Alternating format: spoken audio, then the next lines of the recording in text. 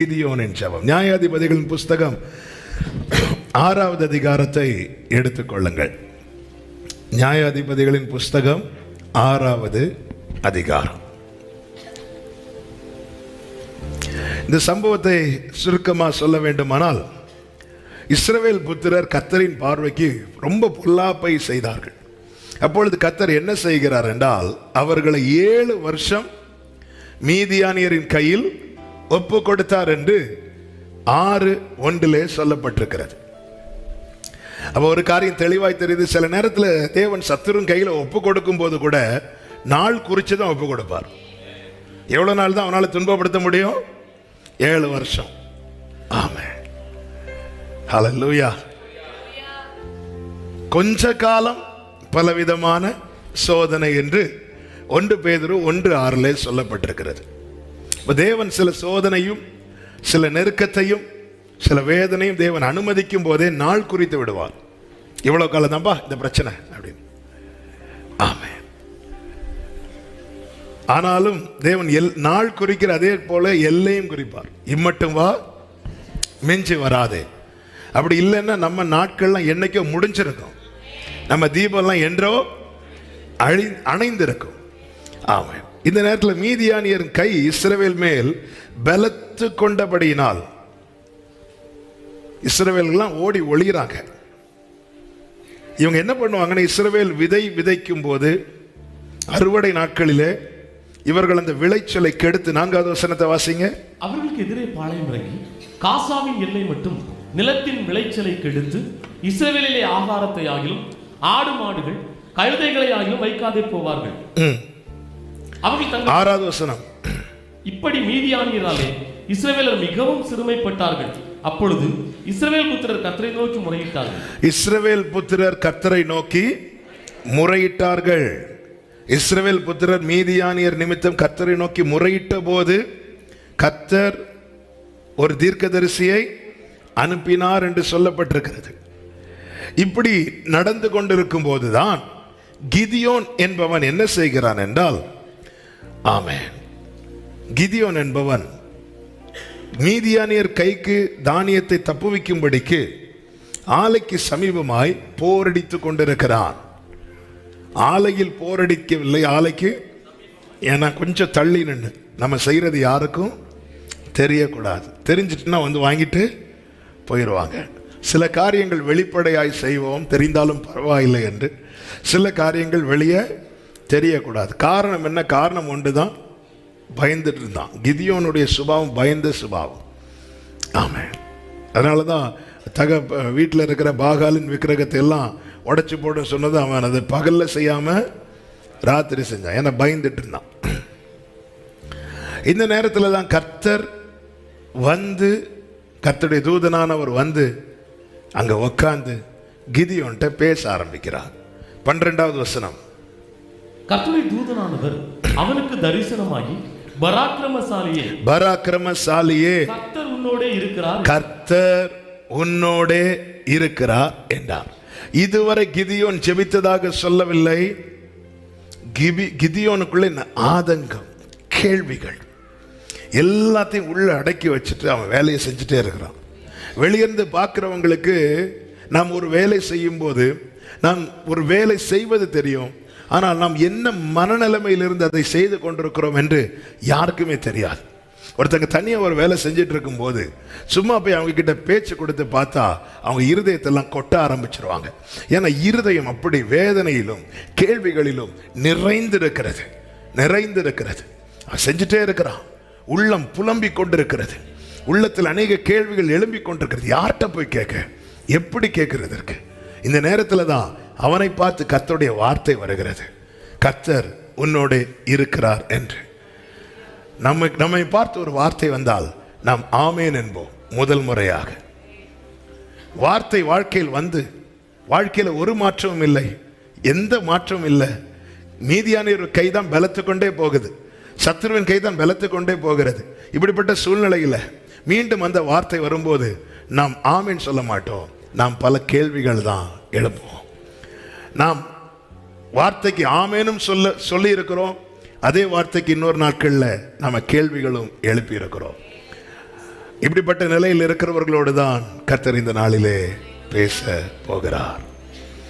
இவனை பார்த்து வந்த கர்த்தருடைய வார்த்தை என்ன தெரியுமா? கர்த்தர் உன்னோடு இருப்பார் என்றல்ல, கர்த்தர் உன்னோடு இருக்கிறார். இந்த வார்த்தை வந்ததும் அவன் வைத்த கேள்விகள், முதல் கேள்வி என்ன தெரியுமா? அதற்கு அடுத்த வசனத்தை வாசிங்க. ஆண்டவனே, கர்த்தர் எங்களோடு இருந்தால், கர்த்தர் எங்களோடு இருந்தால் இவையெல்லாம் எங்களுக்கு நேரிடுமா? இதான் முதல் கேள்வி. நீங்க சொல்றீங்க கர்த்தர் உன் கூட இருக்கிறார்னு. என்னுடைய கேள்விக்கு நீங்க பதில் சொல்லுங்க. கர்த்தர் ஏன் கூட இருந்தா ஏன் இப்படி நடக்குது? கர்த்தர் ஏன் கூட இருந்தா எதனால இப்படி நடக்குது? இல்லைன்னா எனக்கு சொல்லுங்க, நான் உன் கூட இல்லைன்னு சொல்லுங்க, நான் புரிஞ்சுப்பேன். நீங்க என் கூட இல்லாததுனால இது நடக்குது. மார்த்தாள் மரியாள் என்ன சொன்னாங்க? நீங்க இருந்திருந்தா இப்படி நடக்காது. ஏன்னா இயேசு அங்க இல்ல, அதனால இப்படி நடந்துச்சுன்னு அவங்க சால்வ் ஆகுறாங்க. ஓகே, இயேசு இல்ல, அதனால இப்படி இருந்திருந்தா இப்படி நடந்திருக்காது. ஆனா கிதியோன் விஷயத்தில் அப்படி இல்லை. கிதியோன் வாழ்க்கையில மீதியானுடைய கை ஓங்குகிறது. கர்த்தர் சொல்லுகிறார், கர்த்தர் உன்னோட இருக்கிறார். அப்போ கேள்வி, ஆண்டவர் நீங்க இருக்கிறீங்கன்னா ஏன் இது நடக்குது? ஏன் நான் கஷ்டப்பட்டு சம்பாதிக்கிறத மீதியானவர் வந்து எடுத்துட்டு போறான்? அவன் எடுத்துட்டு போறான், கொஞ்சம் மீதியை கெடுத்துட்டு போறான். நீங்க சொல்லிட்டே இருக்கிறீங்க, நான் அவன் கூட இருக்கிறேன், நான் கூட இருக்கிறேன், நான் கூட இருக்கிறேன். நீங்க ஏன் கூட இருந்தா ஏன் இப்படி நடக்குது? இந்த கேள்வி எப்பொழுது வந்துச்சு தெரியுமா? வார்த்தை வந்த பிறகு. வார்த்தை வரும்போது நம்ம கேட்க மாட்டோம், ஆனா நம்ம இருதயம் கேள்வி எழுப்பி கக்கி கொண்டு இருக்கிறது. பேசுறதுலாம் நல்லா தான் பேசுறாரு, ஆமே, எனக்கு ஏற்றார் போலதான் பேசுறாரு, ஆனா கூட இருக்கிறேன்னு சொல்றாரு. ஏன் இப்படி நடக்குது? எதனால இப்படி சம்பவிக்குது? அவர் இல்லாததுனால சம்பவிக்குதுன்னு நான் சொல்லலாம். மார்த்தாள் மரியாள் மாதிரி கொஞ்சம் சால்வ் ஆகல. என்ன, ஆண்டவர் இருந்திருந்தா எப்படி? ஆனா கர்த்தர் இருக்கிறேங்கிறாரு, நான் உன் கூட தான் இருக்கிறேங்கிறாரு. நீங்க என் கூட இருந்தா மீதியானி என் கை என் மேல ஓங்கும் ஆண்டவரே. என் தானியத்தை சத்துரு தனக்கு ஆகாரமா எடுக்க முடியுமா ஆண்டவரே? நீங்க என் கூட இருக்கிறேன்னு திரும்பவும் சொல்றீங்க. இப்ப நான் நினைச்சிட்டு இருக்கிறேன் நீங்க என் கூட இல்லைன்னு. நீங்க என்ன கைவிட்டு விட்டீர் என்று நினைத்து கொண்டிருக்கிறேன். அவ்வளவு தான். கர்த்தரனை மறந்தான்னு நினைக்கிறேன். வாக்கு தத்தெல்லாம் அவ்வளவு தான் நினைக்கிறேன். ஆனா நீங்க என் கிட்ட வந்து, அவர் வந்து உட்கார்ந்து வெயிட் பண்ணி கிதியோனை பார்த்து சொல்றார், பராக்கிரமசாலியே, கர்த்தர் உன் கூட இருக்கிறார். கர்த்தர் என்னோடு இருந்தால் ஏன் இப்படி நடக்குது? அல்லேலூயா. சில காரியங்கள் நமக்கு அந்த பாதையை தாண்டாமல் விளங்கவே செய்யாது. கர்த்தர் இன்னாரோடே இருந்தார் அப்படின்னு பைபிள் ஒரு ஆளை பத்தி சொல்லப்பட்டிருக்கு. யாரு?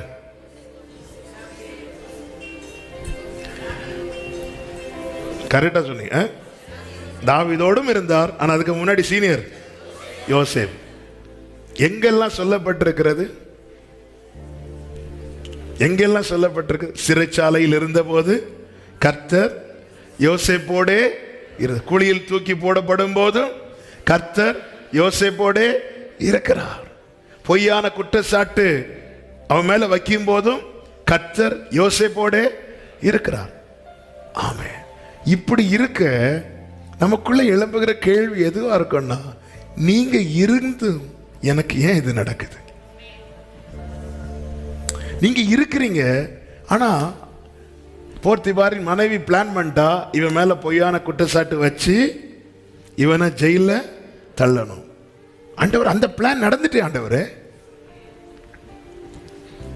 அவ என்ன அவ உனக்கு விரோதமாக உருவாக்கப்படும் எந்த ஆயுதமும் எந்த பிளானும் வாய்க்காது. ஆனா அவ போட்ட பிளான் நடந்துட்டே.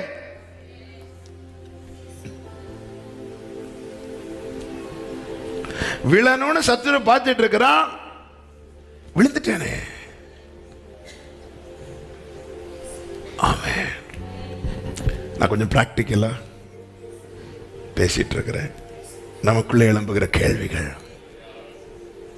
ஆண்டவர் இப்படி எனக்கு ஒரு வாக்கு தந்து இருக்கிறீங்க, ஆனா எனக்கு என்ன ஆண்டவர் நடந்துட்டு இருக்குது? உன்னை இந்த ஸ்தானத்துல நான் மேன்மையா வைப்பேங்கிறீங்க, ஆனா எனக்கு இருக்க வேலையும் போயிட்டு. ஆண்டவர் நீங்க சொல்றது போல நீங்க என் கூட இருந்தா இது ஏன் நடக்கணும்? நீங்க கூட இருந்தா நடப்பது வேற இல்ல ஆண்டவரே. நீங்க கூட இருந்தா என் முன்னாடி வாசல் திறக்கப்பட்டிருக்குமே, என் முன்னாடி இருக்கிற எரிகோ விழுந்திருக்குமே, எனக்கு விரோதமா எழும்புகிற நாவுகள் இச்சகம் பேசி அடங்கி இருப்பார்களே, என் தேவைகள் சந்திக்கப்பட்டிருக்குமே, என் ஜெபத்துக்கு பதில் கிடைத்திருக்குமே, நான் இன்று வாழ்ந்திருப்பேனே, நான் சுகித்திருப்பேனே, நான் நிலைத்திருப்பேனே. ஆனா எனக்கு நடப்பதோ, நான் நாள்தோறும் வாதிக்கப்பட்டு காலைதோறும் தண்டிக்கப்பட்டு இருக்கிறேனே. ஏன் ஆண்டவரே?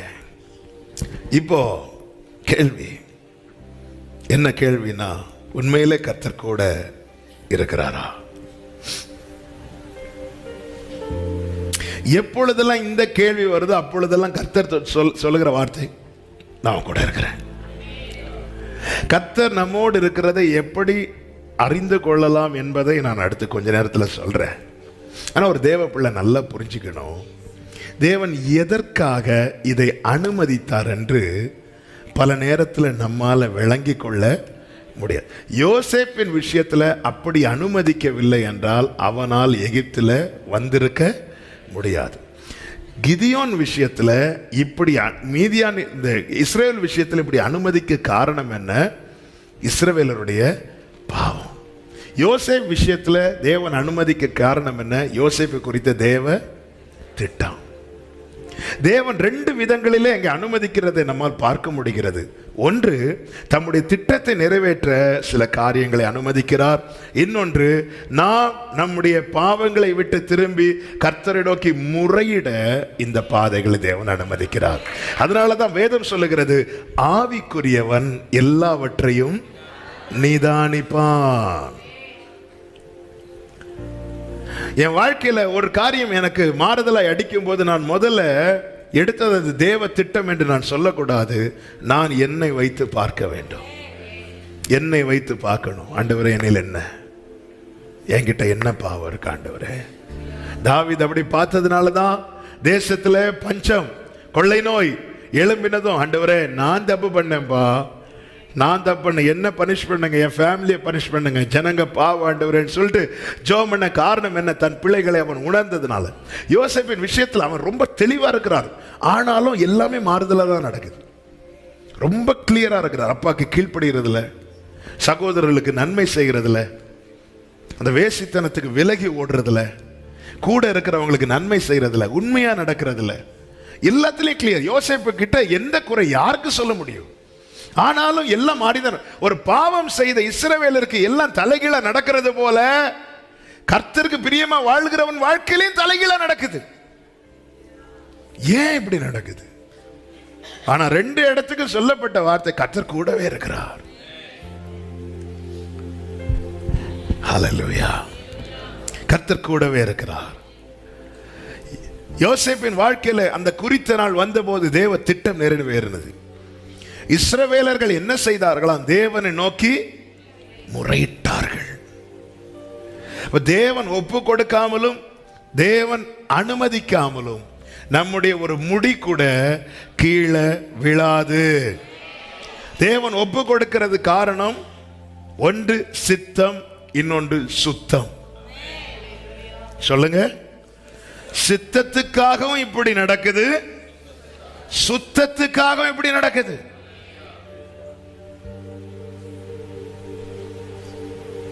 என் வாழ்க்கையில் தேவன் இப்படி நடத்துகிறார். ஒன்று சித்தத்தை நிறைவேற்ற, இன்னொன்று சுத்தமாய் வைக்க. உமக்குகந்த தூய இந்த உடலை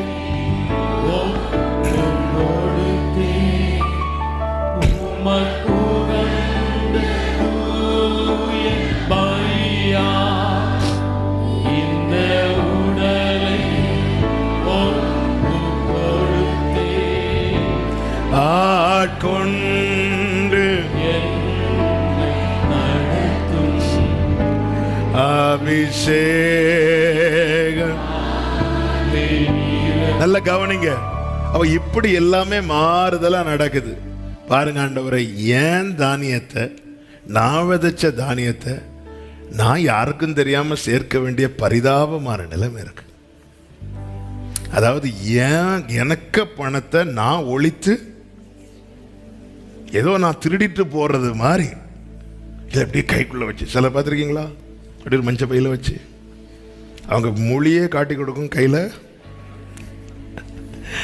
ஆண்டவரே, போரடிக்க வேண்டிய காலத்தில் ஆலையிலிருந்து ஃப்ரீ, அந்த போரடிக்கிற நாள் எவ்வளோ அறுவடை நாள், எவ்வளோ சந்தோஷமாக செய்ய வேண்டிய காரியம், எவ்வளோ மகிழ்ச்சி அதை செய்ய வேண்டிய காரணம். ஆமாம். ஆனால் நான் பயந்து பயந்து பயந்து பயந்து ஆமாம் அவங்க வர்றதுக்குள்ள, இதை எப்படியாவது வர்றதுக்குள்ள நான் வேறொருடைய தானியத்தையும் எடுக்கிறேன். நான் விதைச்சது, நான் நீங்க என்ன விதைக்க வச்சு, என்ன உழைக்க வச்சு, என்ன சம்பாதிக்க வச்சு, இன்னைக்கு யாருக்கோ பயந்து அதெல்லாம் சீக்கிரமா தூக்கத்தை விட்டு, குடும்பத்தோடு செலவிடுகிற நேரத்தை விட்டு இப்படி கஷ்டப்பட வேண்டி இருக்குது. நீங்க என் கூட இருந்தா, ஆண்டவர் எனக்கு இது நடக்கும் ஆண்டவரே, நீங்க ஆனா சொல்றீங்க உன் கூட இருக்கிறேன். ஆமென். நீங்க என் கூட இருக்கிறத நான் எப்படி ஆண்டவரை நம்புறதுக்கு? கிதியோனே, அவர் உன் கூட இருக்கிறதுனால தான் இன்னைக்கும் நீ இருக்கிற. இதுதான் யோபுக்கு எல்லாம் போச்சு. ஆனா யோபு சொல்றா, ஹல்லேலூயா, எனக்கு ஜீவனை தந்ததும் அல்லாமல் தயையும் பாராட்டினேன். யோபு, உனக்கு என்னப்பா இருக்கு? யோபு என்ன சொல்லலாம் தெரியுமா? எனக்கு ஒண்ணும் இல்லைன்னு. ஆனா யோபு என்ன சொன்னார் தெரியுமா? எனக்கு ஜீவன் இருக்கு. உன்கிட்ட என்ன இருக்கு? எனக்குள்ள ஜீவன் இருக்கு. ஹல்லேலூயா, ஆமென்ங்க. கர்த்தர் கூட இருந்து இந்த தீபம் அணையாமல் எரிந்திட செய்யுமே, என்னை குறையாமல் முற்றும். அவர் சொல்றார், எனக்கு ஜீவனை தந்ததும் அல்லாமல் தயையும் பாராட்டுகிறீர். உம்முடைய பராமரிப்பு என் ஆவியை காப்பாற்று. எல்லாத்தையும் கை வச்சான். யோபுவையும் தொட்டான் என்று பைபிள் சொல்லுது. ஆனா யோபுவை தொட்டதும் அவர் பராமரிக்க ஆரம்பிச்சிட்டார். வேற எல்லாத்திலையும் கை வச்சான் சாத்தான். ஆண்டவர் வேற ஒண்ணுமே பராமரிக்கல, வேற எதையுமே பராமரிக்கல. ஆனா யோபுவை தொட்டதும் யோபுவை பராமரிக்க ஆரம்பிச்சிட்டார். டே அண்ட் நைட், இரவு பகலாய் இஸ்ரவேலை காக்கிறவர் உறங்குவதும் இல்லை, தூங்குவதும் இல்லை. இரவு பகலாய் பராமரித்து பராமரித்து பராமரித்து பராமரித்து பராமரித்து பராமரித்து பாதுகாத்து பாதுகாத்து தீபத்தை அணையாம கொண்டு வந்து நிறுத்தி எல்லாவற்றையும் ஆண்டவர் ரெண்டத்தனையாய். தேவன் ஒருத்தங்க கூட இருக்கிறவங்க வாழ்க்கையில எல்லாம் நஷ்டமாகிறது அது ஒரு பகுதியா இருக்கும். ஆனா ரிசல்ட்டை பார்க்கணும். ஆமென், ஆமென். பக்கத்துல பார்த்து சொல்லுங்க, என் ரிசல்ட்டை பார்க்க போறீங்க. நம்புறவங்க சொல்லுங்க, என் ரிசல்ட்டை பார்க்க போறீங்க. ஹல்லேலூயா. எதை வச்சுப்பா சொல்ற? இந்த தீபத்தை பராமரிச்சு பராமரிச்சு. ஹல்லேலூயா. சில மேட்ச்ல பாத்தீங்கன்னா தெரியும், 2 டீம் மேட்ச் விளையாடிட்டு இருக்கும். ஒரு டீமோட கை ஓங்கினது மாதிரி இருக்கும். அவன் திடீர்னு லாஸ்ட் ஓவர்ல எல்லாமே அவ்வளவுதான். அதுக்கு முன்னாடி வர praise God, Jesus, amen, amen. கர்த்தர் நல்லவன். ஹல்லேலூயா, ஆமென். கொஞ்சம் மானிட்டர் வைப்பா, ட்ரிபிள் ஏத்தி ஜீசஸ். ஓகே, ஆமென். ரிசல்ட் இருக்கு. தேவன் என்ன செய்கிறார்னா, எல்லாத்தையும் பிசாசு கை வைக்கிறான், பார்த்துட்டு இருக்கிறார், எல்லாமே போகுது. யோபுவை கை வச்சதும் அவர் பார்த்துட்டு இருக்கல, அவர் பராமரித்து கொண்டிருக்கிறார், பராமரித்து கொண்டிருக்கிறார். இந்த அறிவு எனக்கு ஆச்சரியமா இருக்கிறது. அவர் பராமரித்து கொண்டிருக்கிறார். அதனால அந்த கிதியோன்ட்ட வந்த வேகத்துல பேசாம உட்கார்ந்து பராக்கிரமசாலி என்றார். கர்த்தரும் கூட இருக்கிறார். நீங்க என் கூட இருந்தா இது போயிருக்குமா, இது போயிருக்கும். அது போட்டும், நீ போகல, நீ இருக்கிறல்ல. இத்தனையும் எப்படி உன்னால தாங்க முடியுது? நீ நினைக்கிற நீ தாங்கிட்டு இருக்கிறேன்னு, என் நீதியின் வலதுகரத்தினால் நான் தாங்கிட்டு இருக்கிறோம்.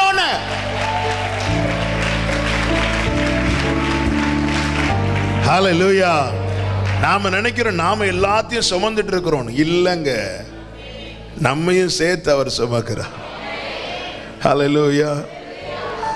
பிறந்த நாள் முதலா தோளில் சுமந்தீரே,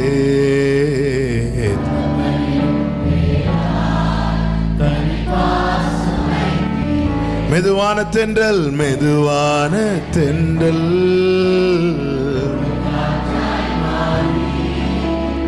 அடித்த வேளையிலும் என்னை கீழே.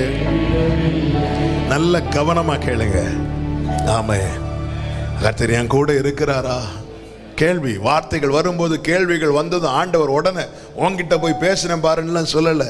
ஏன்னா நம்முடைய இருதயத்தை அவர் அறிவார். வேதனை கேயாசிக்கு தெரியாது, எலிசாவுக்கு தெரியும். கேயாசி அவளை சுனேமியாளை விலக்கிவிட வந்த போது எலிசா சொல்ற, தொடாத, அவர் ரொம்ப வேதனையில் இருக்கிறார். ஆமே, நமக்கு தெரியாது. பல நேரத்தில் ஊழியர்களுக்கு கூட புரிந்து கொள்ள முடியாது. ஆனா பர்வதத்தில் இருக்கிற அவருக்கு தெரியும், பரலோகத்தில் இருக்கிற தேவனுக்கு தெரியும். அதனாலதான் நாம கேட்கிற கேள்விக்கு எல்லாம் நம்ம என்னைக்கோ அப்படி விட்டுருக்கணும். இல்ல, எத்தனை கேள்வி கேட்டோம், ஆமாவா இல்லையா? எவ்வளவு கேள்வி, ஆமென், எவ்வளவு கேள்விகளை கேட்கிறோம். எத்தனை கேள்விகள் விட்டாரா? எல்லாம் பொறுமையா இருக்கு. ஏன்னா அவருக்கு தெரியும், இவன் என்ன எனக்கு வலி உண்டாக்க இவன் பேசல, இவன் வலியில பேசிட்டு இருக்கிறான். ரெண்டு விதமான கேள்விகள் இருக்கு. பிறருக்கு வலி உண்டாக்க கேட்கிற கேள்விகள் இருக்கிறது, நமக்குள்ள இருக்கிற வலியில எழும்புகிற கேள்வி இருக்கிறது. அதனாலதான் ஆண்டவர் சொன்னார், உன் அடிக்காயத்தை நான் குணமாக்குவேன் என்றார். இது ஸ்கேனுக்கு தெரியாது, இது எந்த டாக்டர்ஸுக்கும் தெரியாது, இது என் அப்பாவுக்கு தெரியும். என் மனதின் அடிக்காயம் அவருக்கு தெரியும். சோதனையில் வேதனையில் என் பக்கமாய் நின்றவரே, முன்னும் பின்னும் பாதுகாக்கும் நல் கோட்டையாய். எல்லா வியாதி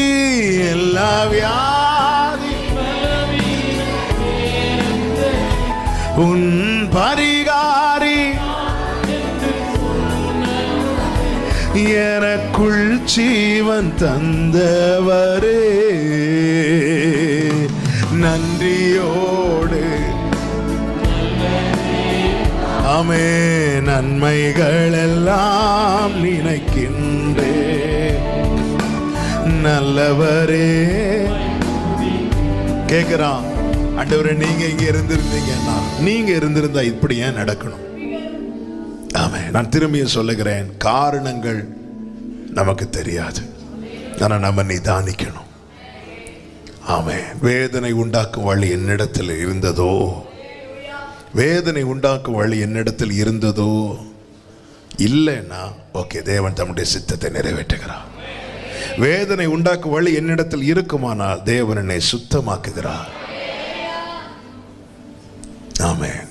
அவன் சில காரியங்கள் கர்த்தர் கூட இருந்தும் நடக்குதுன்னா அதுக்கு பின்னாடி ரெண்டு ரீசன் இருக்கு. ஒன்னு சித்தம், இன்னொன்னு சுத்தம். எல்லாரும் சத்தமா சொல்லுங்க, சித்தம் சுத்தம். இது மறந்துடவே செய்யாதீங்க. அவர் சித்தத்துக்கு மாறா ஒன்னும் செய்யவும் மாட்டார், சுத்தமாக்குற விஷயத்துல கொஞ்சமும் அட்ஜஸ்ட் பண்ணவும் மாட்டார். காரணம், சேனைகளின் கர்த்தர் பரிசுத்தர், சேனைகளின் கர்த்தர். ஆமென், ஆமென். ரபல கமதனரா. சேனைகளின் கர்த்தர் பரிசுத்தர், சேனைகளின் ஹalleluya.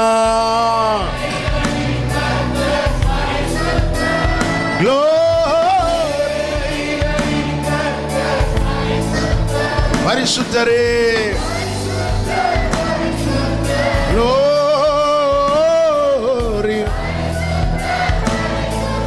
ஆமென். அடுத்து அவன் கேட்கிற கேள்வி என்ன அப்படின்னா, அதே 13வது வசனத்தின் அடுத்த வார்த்தை வாசிங்க. கர்த்தர் எங்களை எகிப்திலிருந்து கொண்டு வரவில்லையா என்று எங்கள் பிதாக்கள் எங்களுக்கு விவரித்து சொன்ன அவருடைய அற்புதங்கள் எல்லாம் எங்கே? அற்புதம் எங்க ஆண்டவரே? நிறைய கேட்க வச்சிங்களே எங்களை. எங்க பிதாக்கள்லாம் சொன்னாங்க, எகிப்துல இப்படி இப்படி செய்தார், செங்கடலை பிளந்தார், அதுல நடத்தி கொண்டு வந்தார், அதுல பார்வோன் சேனையை மூழ்கடிக்க வைத்தார். இப்படி எல்லாம் நாங்க எவ்வளோ கேட்டுட்டோம். என்னைக்கு ஆண்டவரை நான் பார்க்க போறேன்?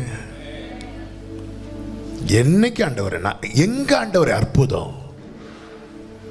இது அவர் 4 கேள்வி கேட்கணும்னு கேட்கறது இல்ல, இருதயத்துல பல நாட்களா இருந்த கேள்வி, பல வருடங்களா இருந்த கேள்வி.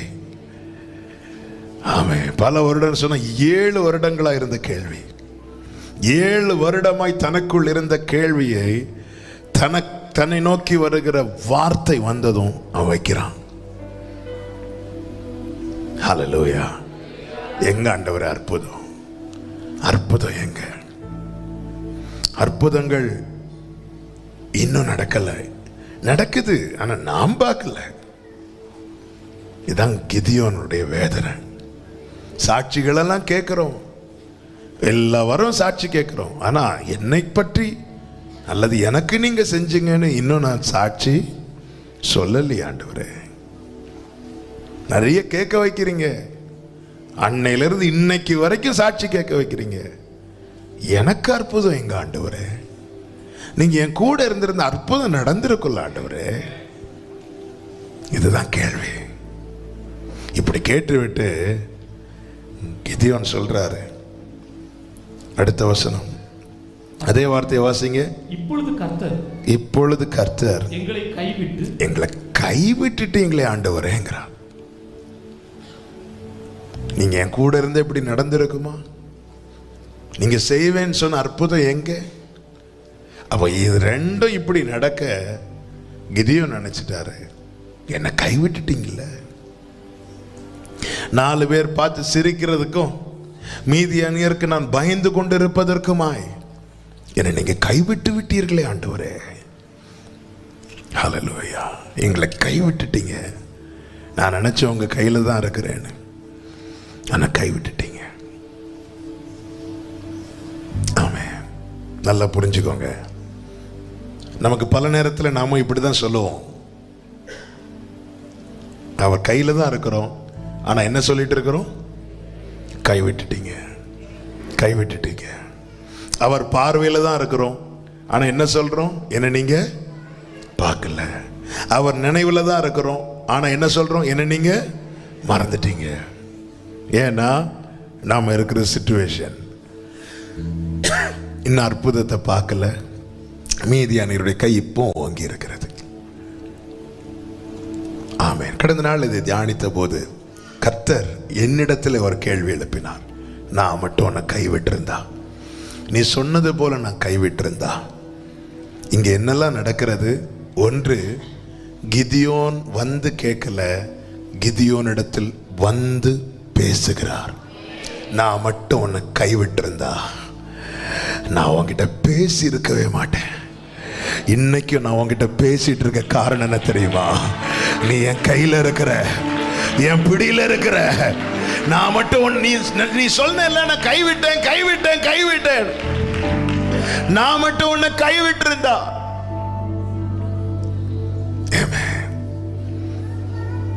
நீர் பேசாவிட்டால் நான் தளர்ந்து போவேன். நல்ல கவனிங்க.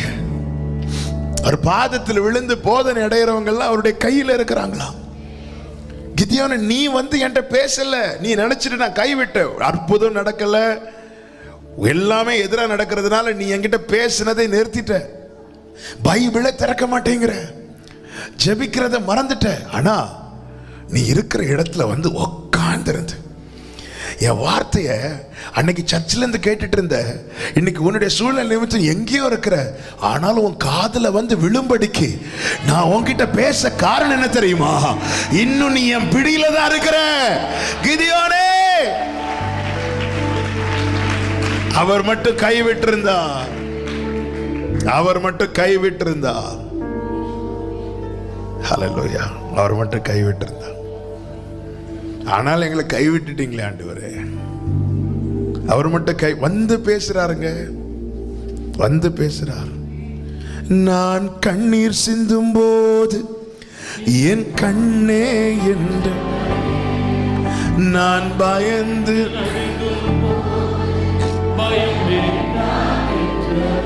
ஓ நான் உன்னோடு. கைகளை உயர்த்தி சொல்லுங்க, நீர் மாத்திர போதும், நீர். ஹல்லேலூயா, நீர் மாத்திரம் போதும்.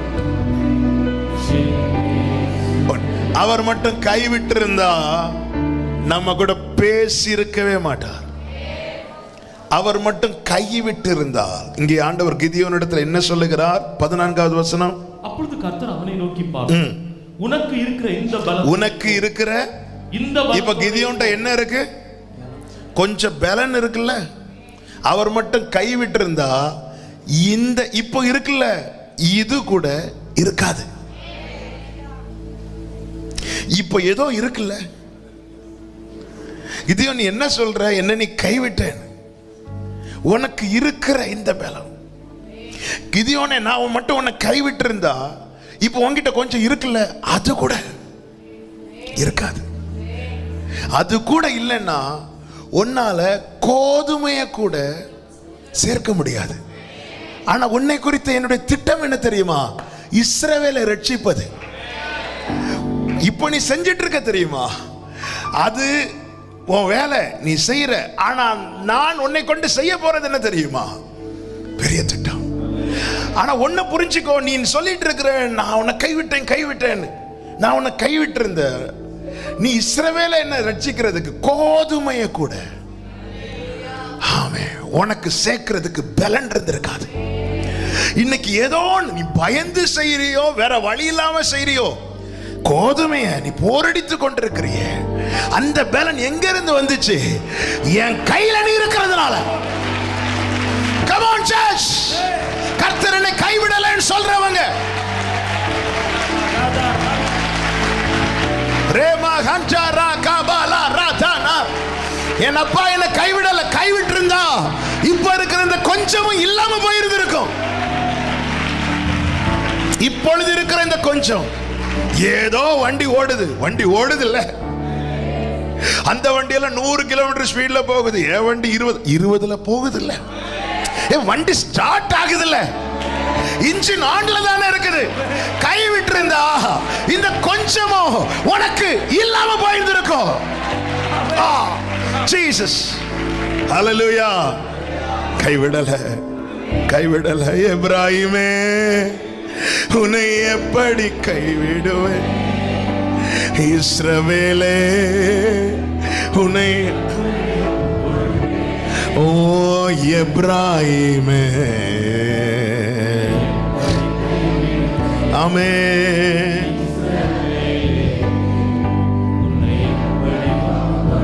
பல நேரத்துல நாம் இருக்கிறத பார்க்காம, அதனாலதான் யோபுட்ட கேட்ட, எல்லாம் போச்சா யோபு? ஜீவன் இருக்குங்கிறார். ஆமென். நீங்க இருக்கிறத பார்த்தா சொல்லுவீங்க, அப்பா என்னை கைவிடல, அவர் என்னை ஒருபோதும் பாட்டா வருது.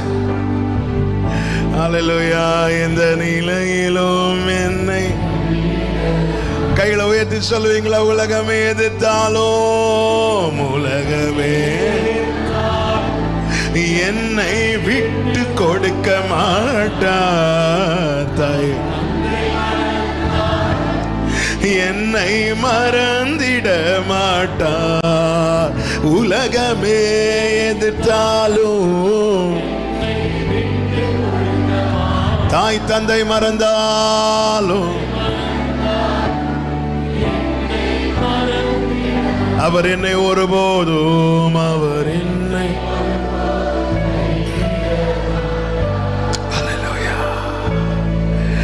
எந்த நிலை அவர் மட்டும் கைவிட்டிருந்தா என்கிட்ட பேசுறதே நிறுத்தி இருப்பார். அவர் மட்டும் கைவிட்டிருந்தா இப்போ இருக்கிறல கொஞ்சம், அந்த கொஞ்சமும் இல்லாம இருந்திருக்கும். எல்லாம் நிறைவா இருக்கா? இல்லை, ஆனா இருக்கு. அது எப்படி இருக்கு? அவர் கையில் நான் இருக்கிறதுனால இருக்கு. எனக்கு தெரியும், இன்னைக்கு வேண்டியதை கொடுக்கிறார், நாளைக்கு திருப்தியாக கையை திறப்பார். ஹல்லேலூயா. அடுத்து கிதியோன் என்ன கேட்கிறார் அப்படின்னா, அதனுடைய 15வது வசனம்.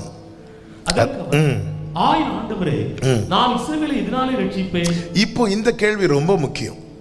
முதல்ல என்ன என்ற கேள்வி, அடுத்தது எதினால். முதல் ஆண்டவரே எனக்கு என்ன தருவீர், என்ன என்ன கிடைக்க போகுது, என்ன பிளான், என்ன குறித்து உங்களுடைய திட்டம் என்ன, இந்த கேள்வியை அறியணும். ரெண்டாவது எதினால், இது எப்படி, இது தெரியாம என்ன என்றவர் என்னை குறித்து உங்களுடைய திட்டம் என்ன அப்படின்னு கேட்கும்போது ஆண்டவர் வெளிப்படுத்துவார். நமக்குள்ள என்ன வரும்னா விசுவாசம் வரும்.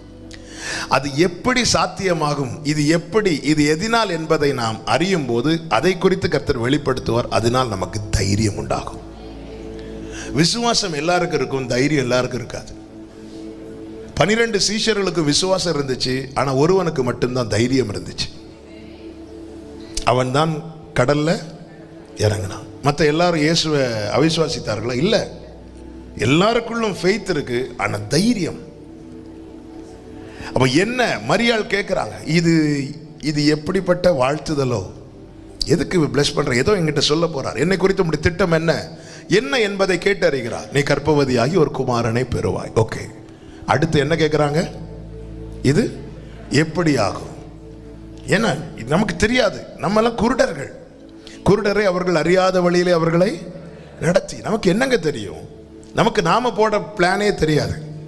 இல்லை, ஒரு இடத்துல போயிட்டு இருப்போம், இங்கே எங்கேயோ தானே வந்தோம், இதில் எதுலையோ நம்ம ஒன்று வேண்டாம், ஏதோ ஒன்று வச்சுருப்போம், காலையில் தான் வச்சுருப்போம், சாயங்காலம் வந்து எடுக்கலான்னு பார்த்தா இங்கே எங்கேயோ தான் நான் கண்ணாடியை வச்சேன், இதில் எங்கள் சிஸ்டர் உங்கள் தலை மேலே தான் இருக்கு சிஸ்டர். ரைட், நமக்கு தெரியாது. அதனால மரியாள் எடுத்ததும், இங்கே பாருமா நீ கர்ப்பவதி ஆகி ஒரு குமாரனை பெறுவாய், அவருக்கு இயேசு என்று பெயரிடுவாய் சொன்னதும் உம்முடைய வார்த்தையின்படியே அப்படி சொல்லல. அடுத்து கேட்குறாங்க, இது எப்படி ஆகும், எனக்கு இது தெரியணும், இது எப்படி ஆகும். ஆமென். அப்ப சொல்றாரு, எலிசபெத் பாருமா, அவளுக்கு இப்படி நடந்திருக்கு. ஆமென். தேவனால் கூடாதது ஒன்றுமில்லை. ஓகே, இப்ப தேவன் தான் இதை செய்ய போறார், தேவன் தான் இதை செய்ய போறார். நான் உமது அடியேன், உம்முடைய வார்த்தையின்படி எனக்கு, அவ்வளவுதான். அதுக்கப்புறம் எத்தனை நிந்தை. யோசேப்பு வர தள்ளிவிட பார்த்தான், ஆனா அந்த தைரியம் எங்க, அவர் மரியாளுக்கும் இயேசுதான் ஆண்டவர். யாரு தான்? இயேசுதான். ஆனா இப்போ மனுஷகுமாரனா இருக்கிறார். பெற்று வளர்த்தது யாரு? மரியாள். சிலுவையில இயேசு அடிக்கிறாங்க, யாருக்குமே நிக்க முடியல, மரியாள் நிக்கிறாங்க. எங்க இருந்துங்க வந்துச்சு இந்த தைரியம்? மரியாள் நிக்கிறாங்க. இந்த தைரியம் எங்க இருந்து வந்துச்சு? எங்க இருந்து கிடைச்சு தெரியுமா? இது எப்படி ஆகும் என்ற கேள்வி. இது தேவனால் ஆகும், அவ்வளவுதான். என்னன்னு தெரிஞ்சுக்கிட்டோம், எப்படின்னு தெரியல. அதனால உம்முடைய வார்த்தையின்படி ஆக கடவுது என்று அர்ப்பணிக்க தயங்குகிறோம். நான் எதினால் ரட்சிப்பேன். இப்போ எப்படி கேட்டுட்டார், ஓகே, இப்ப நம்பிக்கை வந்துட்டு, அப்போ ரட்சிப்பு கண்டிப்பா கிடைச்சிரும் தெரிஞ்சிட்டு. அடுத்து இது எதினால், ஆண்டவரே நான் இந்த குடும்பத்தில் இருக்கிறேனே, நான் இப்படி இருக்கிறேனே, நான் ரொம்ப சிறியவன் ஆண்டவரே, நீங்க என்ன இந்த திட்டத்தில் வச்சிருக்கிறீங்க, எப்படி ரட்சிப்பு வந்துடும் தெரியும், ஆனா எப்படி வரும், எதுனால வரும்? சில சொல்லுவாங்க தெரியுமா, நீங்க கவலைப்படாதீங்க சிஸ்டர், நாளைக்கு இல்லை கவலைப்படாதீங்க பிரதர், நாளைக்கு இந்த பணத்தை எப்படியாவது நான் அரேஞ்ச் பண்ணி கொடுத்துறேன். ஓகே, அரேஞ்ச் பண்ணி எப்படி கொடுப்பீங்க கேட்போமா இல்லையா? அதை நீங்க விடுங்க, அதை நான் பார்த்துக்கிறேன். இல்லை இருந்தாலும் எப்படி, நமது எப்படி என்று அறிய அறிய நமக்குள்ளே இருக்கிற அந்த கொஞ்சம் கொஞ்சம் சந்தேகங்களும் குழப்பங்களும் அடிப்பேறும். எப்படி ஆண்டவர் நிச்சயமாய் சொன்னார் ஆபிரகாமுக்கு. அதனால தான் ஆபிரகாம் இடையில முதல்ல லோத்தை கொண்டு வந்தார், அப்புறமா எலியேசருடைய பையனை மெதுவாக கொண்டு வரார். 99 வயசுல யாரை கொண்டு வரார்? இஸ்மாயிலை கொண்டு வர. சாராள் நிச்சயமாயிட்டார், சாராள் நிச்சயமாய் அப்படின்ட்டார். அவ்வளவுதான். ஆபிரகாம் நம்புவதற்கு எதுவல்லாது இருந்தோம், அது எப்படின்னு தெரியாததுனால தான் நம்ம தேவையில்லாததெல்லாம் இடையில கொண்டு வரோம். என் வழிகள் உங்கள் வழிகள் அல்ல. இப்ப எப்படி என்று கேட்கும்போது கர்த்தர் சொல்லுகிறார், 16வது வசனத்தை வாசிங்கள். நான் உன்னோட கூட இருப்பேன், நான் உன்னோட கூட இருப்பேன். அடுத்த வார்த்தை, ஒரே மனுஷனை முறியடிப்பது போல நீ மீதியானியரை முறியடிப்பாய் என்றார். அவ்வளவுதான். இதுக்கப்புறம் அவன் கொஸ்டின் பண்ணல. ஆனா இதுக்கப்புறம் அவன் கேட்ட அடுத்த காரியம் என்ன அப்படின்னா, ஆண்டவரே இந்த வார்த்தை கேட்க நல்லா இருக்குது, ஆனா ஆண்டவரே இது நீங்க தான் என்கிட்ட பேசுனீங்கிறத நான் உறுதிப்படுத்த விரும்புறேன் ஆண்டவரே. ரொம்ப முக்கியமான வார்த்தை. அடுத்த வசனத்தை வாசிங்க. அப்பொழுது அவன், உம்முடைய கண்களில் இப்பொழுதும் எனக்கு தயவு கிடைத்ததானால் என்னோட பேசுகிறவர் தேவரீர்தான் என்று எனக்கு ஒரு அடையாளத்தை ஆண்டவர் இப்ப நான் நம்புறேன், ஆனா எனக்கு ஒரு கன்ஃபர்மேஷன் வேணும். இல்ல யாரோ என்கிட்ட பேசிட்டு போறாங்க நான் இருக்க கூடாது. வசனத்தை எடுத்து இன்னைக்கு என் வீட்டு சிச்சுவேஷனை யாரோ பாஸ்டர்ட்ட சொல்லிட்டாங்க, அதனால அவர் கரெக்டா என்ன சால்வ் பண்றதுக்காக இந்த வசனத்தை எடுத்து அப்படி எனக்கு வேண்டாம். நீங்க தான் என்கிட்ட பேசுறீங்கிறதுக்கு எனக்கு ஒரு அடையாளத்தை காட்டுங்க ஆண்டவரே. நல்லா புரிஞ்சுக்கோங்க, நம்ம கிட்ட நம்ம நெருங்கி வர வச்சுட்டார் ஆண்டவர். நான் அதை அடிக்கடி சொல்ற வார்த்தை, சந்தேகத்தோடு உட்காருவது தவறல்ல, ஆனா சந்தேகத்தோடு எழும்பக்கூடாது. தேவ சமூகத்தில் குழப்பத்தோடு வந்து அமருவது தவறல்ல, ஆனா குழப்பத்தோடு எழும்பக்கூடாது. இப்போ கர்த்தர் டைரக்டா பேசினதுக்கு அப்புறமும் ஆண்டவரே எனக்கு ஒரு அடையாளம், என்ன அடையாளம் வேணும் கிதியோனே? 2 காரியத்துக்காக அடையாளம் கேட்கிறார். ஒன்று, என்னோடு பேசப்பட்ட வார்த்தை அது எனக்கான ரேமா என்பதை நான் உறுதிப்படுத்த எனக்கு ஒரு அடையாளத்தை தாங்க. ஆமென். நம்மோடு பேசப்படுகிற வார்த்தையை நமக்கான ரேமாவாக உறுதிப்படுத்த நாம் செய்ய வேண்டிய முதல் காரியம் என்ன? இந்த சம்பவத்துக்கு நான் 2வது வருகிறேன். நாம் கேட்கிற வசனத்தை மனுஷர் வசனமாய் கேட்க கூடாது. அப்படி கேட்டாலே அது நமக்குள்ளே பலன் செய்யாது. 1 தெசலோனிக்கேயர் 2வது அதிகாரத்தை எடுத்துக்கொள்ளுங்கள். 1 தெசலோனிக்கேயர் 2வது அதிகாரம் அதனுடைய 13வது வசனம். ஆகையால் நீங்கள் தேவ வசனத்தை எங்களாலே கேள்விப்பட்டு ஏற்றுக்கொண்ட போது அதை மனுஷர் வசனமாக ஏற்றுக்கொள்ளாமல் தேவ வசனமாகவே ஏற்றுக்கொண்டதினாலே தேவனை ஸ்தோத்தரிக்கிறோம். அது மெய்யாகவே தேவ வசனம் தான் விசுவாசிக்கிற உங்களுக்குள்ளே. அப்போ எப்படி அதை ஏற்றுக்கொள்ள கூடாதா? சிம்பிளா சொல்லணும்னா, இன்னைக்கு பாஸ்டர் பேசினாங்க போச்சு, இந்த பாஸ்டருக்கு பிரசங்கம் இருக்குல்ல போச்சு, பிரசங்கம் நல்லா இருக்கும், பலனை சில சொல்லுவாங்க, பாஸ்டர் உங்க வார்த்தையினால, என் வார்த்தையினால எல்லாம் வாழ முடியல, நான் வாழணும்னாலே அவர் வார்த்தை வேணும். நம்ம எப்படி இன்னைக்கு யாரு பிரசங்கம் போச்சு, பிரசங்கம் நல்லா இருக்கும், மனுஷர் வசனமாக ஏற்றுக்கொள்ளாமல் தேவ வசனமாகவே. அவ்வளவுதான், அவ்வளவுதான். பேதுருவை திருத்துறதுக்கு ஒரு சேவலை கூவ வச்சார். இப்போ பேதுரு மட்டும் முதல் பிரசங்கத்தில் 3000 பேரை ரட்சிப்புக்குள்ள நடத்திட்டு அடுத்த நாள் ஒரு ஸ்தோத்திர கூட்டம். ஒரு 4 பேரை விட்டு பேதுருவை புகழ்ந்து பேசணும். பேசும்போது பின்னாடி பேதுருக்கு போட்ட சேரில் ஒரு சேவலை வந்து உக்காந்துருக்கும். நீயே உக்காந்துருக்க, ஒன்றை ரட்சிப்புக்குள்ள நடத்துனது, அப்போ எனக்கும் வேணும் ஒரு. ஆமே. நம்ம வசனத்தை நான் திரும்பியும் சொல்கிறேன், சபைக்கு வருகிறவர்களுக்கும் ஆன்லைனில் பார்க்குறவங்களுக்கு சொல்கிறேன், வசனத்தை மனுஷர் வசனமாக கேட்டாலே பேலன்ஸ் செய்யாது. கர்த்தர் பேசினார், மகிமை அவருக்கு மாத்திரம். இங்கே கிதியோன் சொல்லுகிறார், ஆண்டவரே நீங்க தான் என்கிட்ட பேசுனீங்க அப்படிங்கிறத ஆண்டவரே நான் அறியும்படிக்கு எனக்கு அடையாளத்தை காட்டுங்க சொல்லிட்டு அவன் போகிறான். எங்க போறான்னா புளிப்பில்லாத அப்பத்தை ஆயத்தப்படுத்தி கொண்டு வர. நல்ல கவனமாக கேளுங்க, வாக்குத்தத்தம் வந்து விட்டது. இந்த வார்த்தையை பேச ஆவியானவர் வலியுறுத்தினதுனால உங்களோடு கூட இதை நான் சொல்ல விரும்புகிறேன். வாக்குத்தத்தம் எல்லாருக்கும் பொதுவாய் தான் கொடுக்கப்படுகிறது. கானான் தேசம் என்பது அத்தனை ஜனங்களுக்கும் சேர்த்து கொடுக்கப்பட்டது. ஆனால் சுதந்திரித்தது சுருக்கம் சில பேர். நாம் கேட்கிறோம், எவ்ரி மந்த் வாக்குத்தத்தம் கேட்கிறோம், எவ்ரி டே இப்போ நம்ம கேட்டுட்டு இருக்கிறோம்.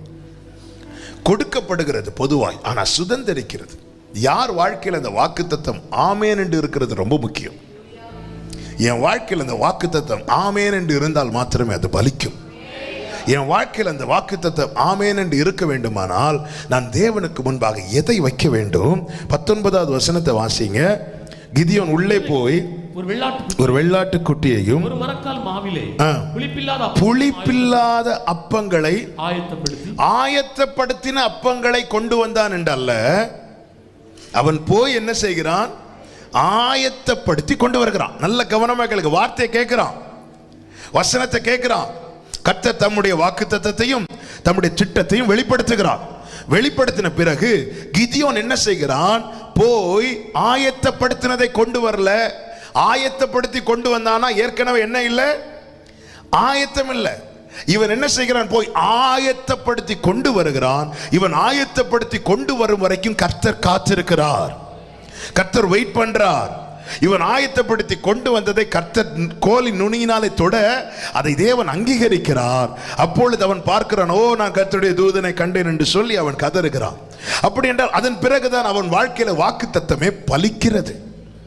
வாக்குத்தத்தம் பலிக்க வேண்டுமானால், வாக்குத்தத்தம் கேட்கிறோம், எல்லாரும் கேட்கிறோம், வாக்குத்தத்தம் பலிக்க வேண்டுமானால் அவர் சமூகத்தில் புளிப்பில்லாத அப்பங்களை படைக்க வேண்டும். என்ன புளிப்புள்ளது? புளிப்பில்லாததை படைக்க வேண்டுமானால் புளிப்புள்ளதை என்ன செய்ய வேண்டும்?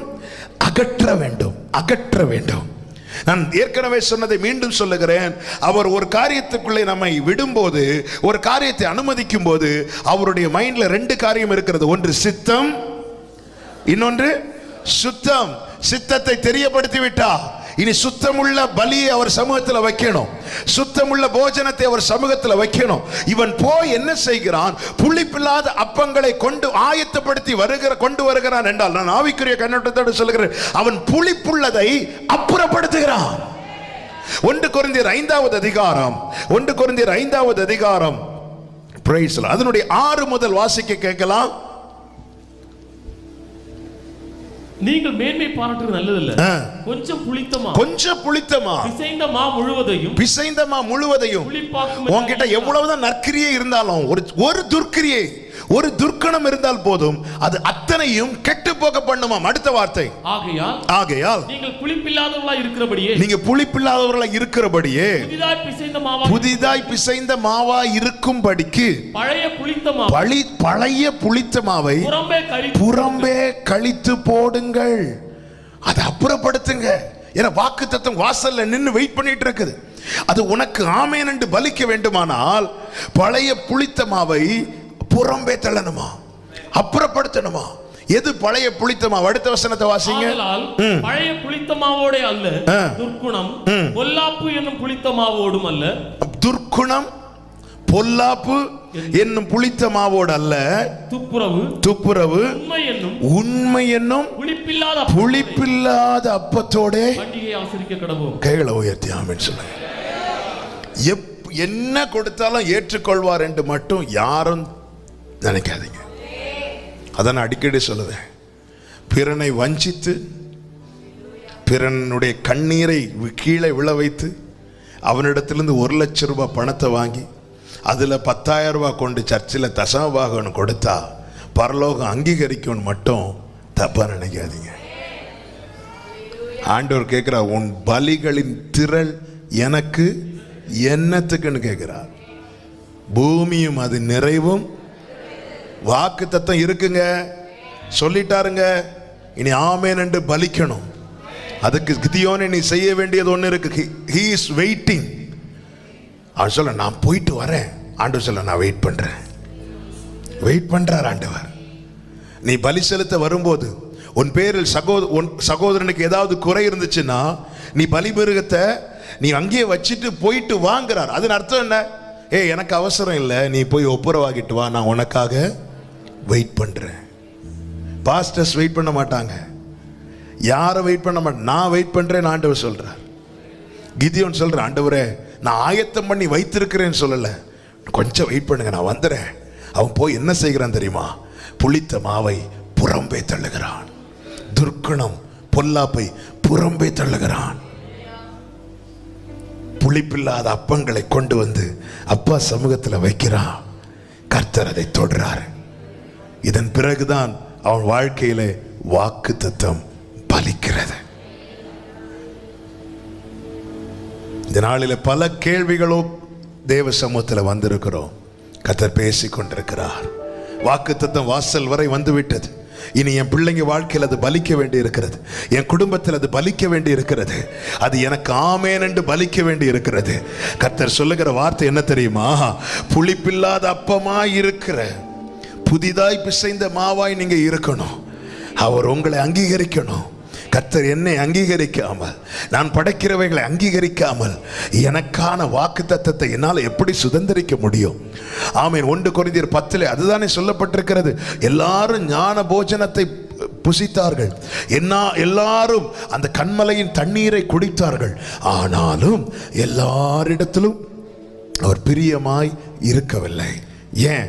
அநேக புளிப்புள்ள மாவு. ஆமென். பொல்லாப்பு, துர்க்குணம். உள்ளத்தில் உண்மை இருக்க விரும்புகிறார். நம் நிலைமை அவர் அறிந்திருக்கிறார். எத்தனை பேர் விரும்புறீங்க? என் காதுகளில் கேட்கப்பட்ட வாக்குத்தத்தம் என் குடும்பத்தில் பலிக்கணும், என் பிள்ளைங்க வாழ்க்கையில பலிக்கணும். அதற்கு செய்ய வேண்டியது என்ன? சகையை அப்புறப்படுத்தினானே, புளிப்புள்ள மாவை அப்புறப்படுத்தினானே. அநியாயமாய் நான் ஏதாவது வாங்கிறது உண்டானா அதை நாளத்தனையாய் நான் திருப்பி கொடுக்கிறேன் சொன்னானே. அன்னைக்கு அங்கே வாக்குத்தத்தம் பலித்தது. ஹல்லேலூயா, ஹல்லேலூயா. இப்ப நம்ம ஜெபம் பண்ண போறோம். கேள்விகளுக்கான பதிலை கர்த்தர் தந்து விட்டார்.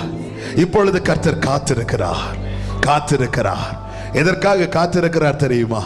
நீ புளிப்புள்ளதே வச்சிட்டு இருக்கிற, இன்னும் மனசுல இருக்கிற துர்க்குணத்தை மாற்றல, கசப்ப மாற்றல, பகைய மாற்றல. எவ்வளவு காலந்தாமா மீதியானியரின் கை ஓ மேல ஓங்கி இருக்கும். நீ சொல்றதுல 1000 நியாயம் இருக்கலாம், ஆனா கர்த்தருடைய கையெல்லாம் ஓங்கி இருக்க வேண்டும். அந்த கொஞ்சம் புளித்த மாவு தான் இருக்கு, ஆனா மொத்தத்தையும் அது டேமேஜ் பண்ணுது. அதை நீ தூக்கி போடுவாயானா? அது வேண்டாம் என்று புறம்பே தள்ளுவாயானா? ஆமா, உனக்கு சொல்லப்பட்ட வாக்குத்தத்தம் உன் பேரில் வந்து பலிக்கும் என்று இந்த ஃபாஸ்டிங் பிரேயர்ல இயேசு கிறிஸ்துவின் நாமத்தில் உங்களுக்கு சொல்லுகிறேன். எல்லாரும் ஜெபம் பண்ணுங்க பார்க்கலாம். ஒரு சில நிமிடங்கள் கர்த்தர் உணர்த்துவார். இப்போ ஒரு சில நிமிடங்கள் நீங்க உங்க இருதயம் பேசட்டும். கர்த்தர் உணர்த்துகிறார். சில புளித்த மாவு இருக்கிறது, அதை தூக்கி தூர போட வேண்டும். நீங்க எவ்வளவுதான் நல்ல துதிச்சாலும், ஏன் ஒரு மாசம் ஃபுல்லா ஃபாஸ்டிங் இருந்தாலும் கொஞ்சம் புளித்த மாவு இருந்துச்சுனாலே அது முழுவதையும் கெட்டு போக பண்ணிடுமா, அது முழுவதையும் புளிப்பாக்கிருமா. அப்போ இவ்வளவு நாள் நான் ஜெபம் பண்ணி, இவ்வளவு பிரயாசப்பட்டு, இவ்வளவு ஃபாஸ்டிங் இருந்து, ஆமென், என்ன பிரயோஜனம்? ஆண்டவரே துர்க்குணம், இந்த துர்மனசாட்சி நீங்க என்னை ஒரு விஷயம் கூட சுத்திகரிங்க. கர்த்தர் உணர்த்துகிற அந்த புளிப்புள்ள மாவை புறம்பை போடுறதுக்கு ரெடி ஆயிக்கோங்க. எனவேதான் பவுல் சொல்லுகிறார், அது எனக்கு ஆரம்பத்தில் லாபமா இருந்துச்சு, ஆனா அதை நான் லாபம்னு எடுத்து வைப்பேன்னா நிறைய காரியத்தை நான் இழக்க வேண்டி இருக்கும். எனவே லாபமா இருந்தவைகளை நஷ்டம் என்றும் குப்பை என்றும் எண்ணுகிறேன், எண்ணிக்கொண்டிருக்கிறேன், தள்ளிவிட்டேன். ஜெபம் பண்ணுங்க இப்பொழுது ஆண்டவர் சமூகத்தில். ஹல்லேலூயா. கொஞ்சம் புளித்த மாவு இருந்தா கூட அவன் மொத்தத்தையும் அது டேமேஜ் பண்ணிடும். ஆண்டவர் சொல்றேன், நான் வெயிட் பண்றேன் உனக்காக நான் வெயிட் பண்றேம்மா, உனக்காக நான் வெயிட் பண்றேன், நான் உனக்கு டைம் கொடுக்கறேன், நீ அதை தூக்கி போடு, நீ தூக்கி போடு.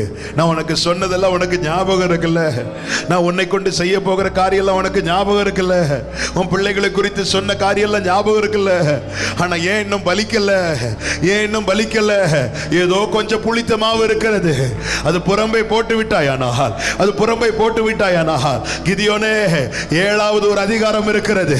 நீ யாரை பார்த்து இதுவரை பயந்தாயோ அவர்கள் உன்னை பார்த்து பயப்பட போகிறார்கள். இதுவரை மீதியானின் கை உன் மேல ஓங்கி இருந்தது, இனி உன்னுடைய கை உன் விரோதிகள் மேல் உயரும், உன் கரம் உன் விரோதிகள் மேல் உயரும். புளிப்புள்ளது தூக்கி போடுங்க. கர்த்தர் உணர்த்துகிறார், உன் இருதயத்தில் உள்ளே இருக்கிற காரியங்களை இப்பொழுது உன் நினைவில் கொண்டு வருகிறார். அவன் யார் மேலேயாவது கசப்பு, யார் மேலேயாவது பகை, வைராக்கியம், துர்ச்சிந்தை, பழி வாங்கும் எண்ணம், விரோதம், இது கொஞ்சம் புளிப்புள்ளது, கொஞ்சம் தான் இருக்கு. ஆனா என்ன செய்யுது தெரியுமா?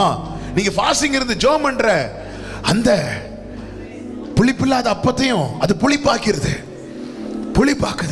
காலையில இருந்து ஈவினிங் வரை முழங்கால நிக்கிறீங்க, ஆனா இந்த கொஞ்சம் புளித்த மாவு அதையும் கெடுத்துருது. வேண்டாம், கர்த்தர் சொல்ல, நான் வெயிட் பண்றேன், எனக்கு ஒண்ணு தெரியுது, உன் பிரயாசம் தெரியுது, நீ போய் ஆயத்தப்படுத்து. ரபாலா காமாஷிகாரா ஏபாலா ரபாகாதனா ரபா ஹண்டா ரபாபா. ஆண்டவர் உணர்த்துகிற காரியத்தை தேவ சமூகத்தில் பலிபீடத்தில் போடுங்க, எரிக்கட்டும், கத்தரத்தை சுட்டு எரிக்கட்டும், அப்படியே போடுங்க. துர்க்குணம் பொல்லாப்பு பழி வாங்கும் எண்ணம். ஹல்லேலூயா.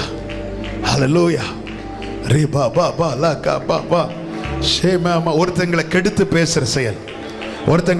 பேசுற செயல், ஆமே, ஒருத்தங்களுக்கு விரோதமா ஒருத்தங்களை கீழே விழ தள்ளுகிற செயல்.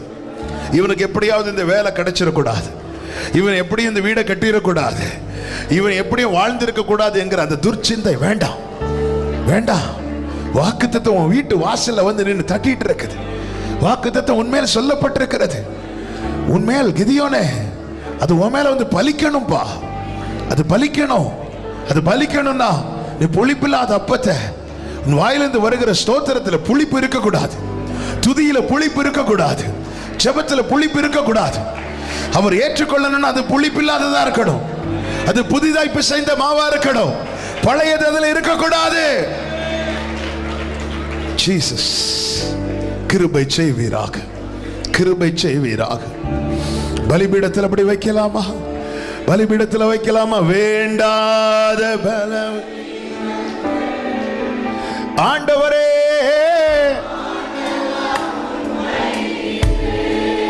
ஹல்லேலூயா. வேண்டாத ஆண்டவா முன்வைக்கிறேன். ஆமென்.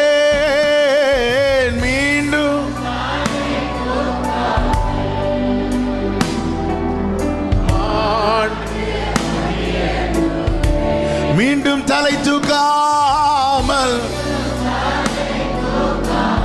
இந்த புளித்த மாவு என் வாழ்க்கையில் காணப்படக்கூடாது ஆண்டவரே. சொல்லுங்க, தகப்பனே உம்மிடத்தில் தகன பலியானேன், தகன பலியானே. ஆமென்.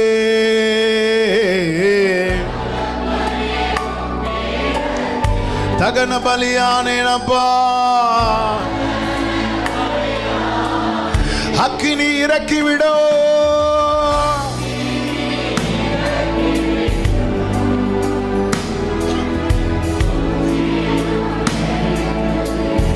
அக்கினி இறக்கிவிடும்.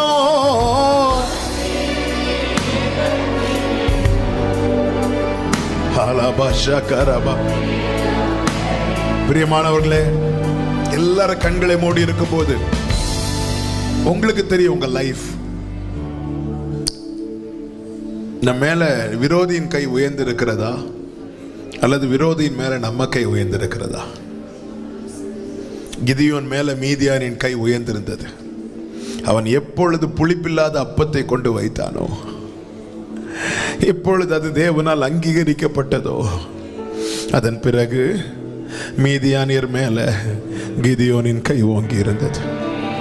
நம்ம 1000 ரீசன் சொல்லலாங்க, நம்ம காரணங்களை எவ்வளவு சொல்லிட்டோமே, இன்னைக்கு வரைக்கும் மீதியானின் கை தானே ஓங்கி இருக்குது. அப்ப நம்ம வைக்க காரணங்களால நமக்கு என்ன லாபம்? எவ்வளவு நாள் தாங்க கஷ்டப்பட்டு சம்பாதிக்கிறத மீதியானியன் தூக்கிட்டு போவா? உன் கை உன் விரோதிகள் மேல் உயர வேண்டாமா? உன் குடும்பத்தின் மேல ஜெயக்கொடி பறக்க வேண்டாமா? கர்த்தர் சொல்றேன், நான் வெயிட் பண்றேன்மா, நான் வெயிட் பண்றேன், உனக்காக நான் பொறுமையா இருக்கிறேன். நீ கொஞ்சம் டைம் எடு, நீ ஆயத்தப்படுத்தி கொண்டு வா. கிதியோன், எனக்கு அவசரம் இல்லை, எனக்கு நீதான் முக்கியம். உன் வாழ்க்கையில மீதியானின் கை ஓங்கி இருக்கிறது எனக்கு பிடிக்கல கிதியோனே, பிடிக்கல. நீ ஆயத்தப்படுத்தி கொண்டு வா, கொண்டு வா, நான் அங்கீகரிக்கிறேன். அதன் பிறகு பார் கிதியோனே, நஷ்டப்பட்ட அனைத்தும் போதும் போதும்னு சொல்ற அளவுக்கு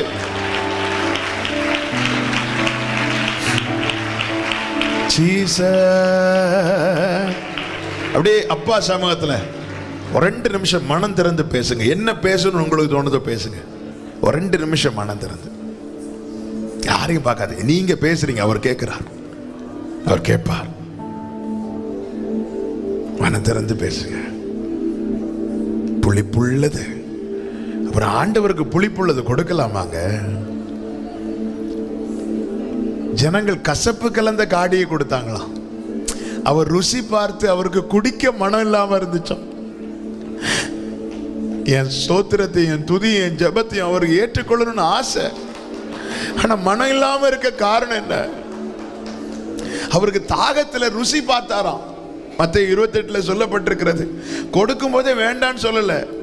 சரி, அவருக்கு தாகத்துல கொஞ்சம் டேஸ்ட் பண்ணலாம், டேஸ்ட் பண்ணி பார்த்தா ஒரே கசப்பு. அவர் உடனே வேண்டான்ட்டார். எனக்கு வேண்டாம், எனக்கு முடியல, அவருக்கு மனம் இல்லை. என் ஜெபத்தை அவரால் ஏற்றுக்கொள்ளணும்னு ஆசை இருக்கு, ஆனா மனம் இல்லை. ஏன்? புளிப்பு. என் உபவாசத்தை அவர் அங்கீகரிக்கணும்னு ஆசை இருக்கு, ஆனா மனம் இல்லை. ஏன்? புளிப்பு. ஆண்டவர் சொல்ற, அந்த புளித்த மாவை நீ புறம்பு போடு, புறம்பு போட்டுட்டு வா, நான் இருக்கிறேன், நான் உனக்காக வெயிட் பண்றேன், வெயிட் பண்றேன். கர்த்தர் அநேகரோடு பேசுகிறதை என் ஆவியில உணர்கிறேன். ஹல்லேலூயா. வாக்குத்தத்தம் மேல வந்துட்டு தெரியுமா, வந்துட்டு தெரியுமா? இனி அது பலிக்கணும், இனி அது பலிக்கணும். இன்னைக்கு கர்த்தர் இந்த வார்த்தை கேட்க வைத்ததே, உன் பிதாக்களுக்கு செய்த அற்புதங்களை உனக்கும் செய்ய விரும்புகிறார், உனக்கும் செய்ய விரும்புகிறார், உனக்கு செய்ய விரும்புகிறார். Thank you Holy Spirit. நன்றி பரிசுத்த ஆவியானவரே, எங்களோடு இடைப்பட்டு கொண்டிருக்கிற தயவுக்காக ஸ்தோத்திரம். எங்களை கொண்டு வந்து உணர்த்தி, எங்களோடு பேசி, எங்களை பலப்படுத்தி, ஆண்டவரே இந்த புளித்த மாவை அப்புறப்படுத்தும்படி எங்களை நீர் உந்தி கொண்டிருக்கிறேன், எங்களை நீங்க ஃபோர்ஸ் பண்ணிட்டு இருக்கிறீங்க. ஆண்டவரே, சத்துருவின் கை எங்கள் மேல் உயருவதை நீர் விரும்பவில்லை, விரும்பவில்லை. எங்கள் கைகளை விரோதிகள் மேல உயர்த்த வைக்க போகிறீர், அதற்காக ஸ்தோத்திரம். நன்றி தகப்பனே. இந்த கூடுகை முழுவதையும் பொறுப்படுத்தி நடத்தின தயவுக்காய் ஸ்தோத்திரம். ஆண்டவரே, இந்த விதைக்கப்பட்ட வார்த்தைகளின்படி வாழ்க்கை உருவாக்கும். நாங்கள் ஏறெடுக்கிற ஒவ்வொன்றும் புளிப்பில்லாத அப்பமாய் நீர் விரும்பி தொடுகிற, நீர் விரும்பி புசிக்கிற, நீர் விரும்பி ஏற்றுக்கொள்ளுகிற ஆகாரமாய், போஜன பலியாய் உங்க சமூகத்தில் வைக்க எங்களுக்கு கிருபை செய்வீராக. ஒவ்வொருவருடைய சமாதானத்தோடு அனுப்பும், சாட்சியாய் கொண்டு வாரும். மகிமை கனம் துதி ஸ்தோத்திரம் எல்லாமும் ஒருவருக்கே செலுத்துகிறோம். இரட்சகர் இயேசு கிறிஸ்துவின் நாமத்தில் பிதாவே ஆமென். சேர்ந்து சொல்லுவோம். என் ஆத்துமாவே கர்த்தரை ஸ்தோத்திரி, முழு உள்ளமே அவருடைய பரிசுத்த நாமத்தை ஸ்தோத்திரி. என் ஆத்துமாவே கர்த்தரை ஸ்தோத்திரி, கர்த்தர் செய்த சகல உபகாரங்களை மறவாதே. ஆமென். நம்முடைய கர்த்தராகிய இயேசு கிறிஸ்துவின் கிருபையும் பிதாவாகிய தேவனுடைய அன்பும் பரிசுத்த ஆவியானவருடைய ஐக்கியமும் சிநேகமும் பாதுகாவலும் நம் அனைவரோடும் எல்லா பரிசுத்தவான்களோடு கூட கர்த்தருடைய வருகை மட்டும் தங்கி இருப்பதாக. ஆமென். ஹல்லேலூயா. God bless you. கர்த்தர் உங்களை ஆசீர்வதிப்பாராக.